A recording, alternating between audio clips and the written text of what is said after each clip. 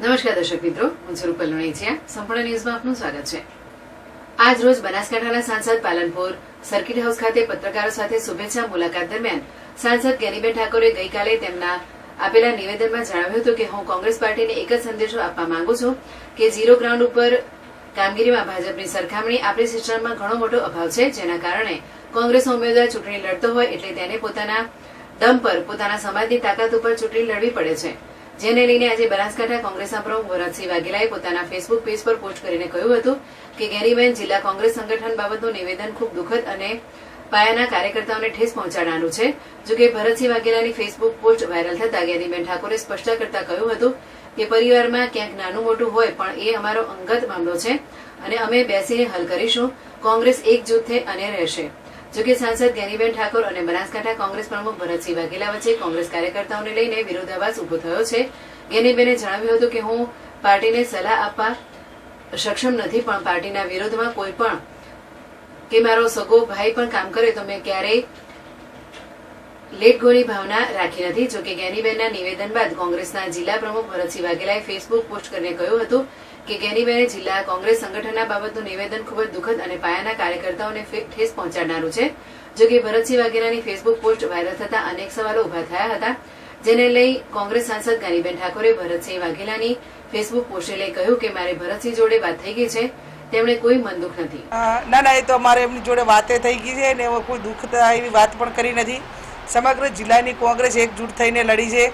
જિલ્લા કોંગ્રેસ સમિતિ પહેલાં જીત્યા પછી પહેલી જ હું ત્યાં ગઈ હતી. બધા કાર્યકરોનો આભાર માન્યો. એમના નેતૃત્વ હેઠળ આ લોકસભાનું પરિણામ આવ્યું.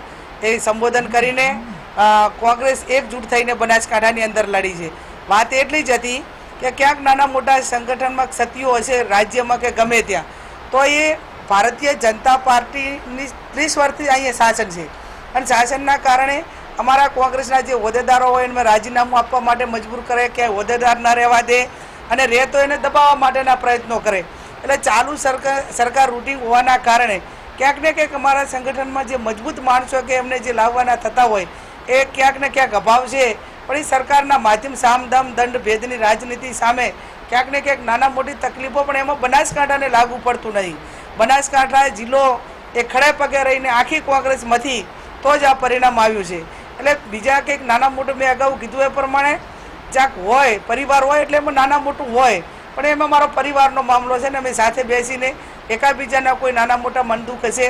મને પોતાને શક્તિસિંહજી ગોહિલે પણ બોલાવી હતી પરિણામ ચૂંટણીનું મતદાન પત્યા પછી, તો રિપોર્ટ આપવાની વાત કરી હતી તો પણ મેં ના પાડી હતી કે અમારે કોઈ જ રિપોર્ટ કરવાનો રહેતો નથી, બધે જ કામ કર્યું છે અને નહીં કર્યું હોય તો એ આવનાર સમયની અંદર કરશે.